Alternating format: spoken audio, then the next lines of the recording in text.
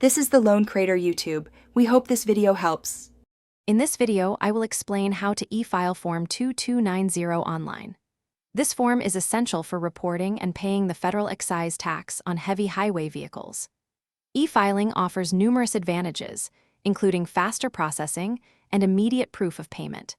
It simplifies compliance for vehicles with a taxable gross weight of 55,000 pounds or more, ensuring you meet your tax obligations efficiently and accurately.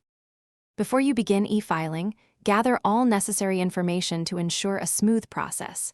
You will need your Employer Identification Number, or EIN, which is crucial for business tax filings. Also, have the vehicle identification numbers for all vehicles you are reporting. Finally, accurately determine the taxable gross weight for each vehicle, as this directly impacts your tax calculation. Next, choose an IRS-approved e-file provider.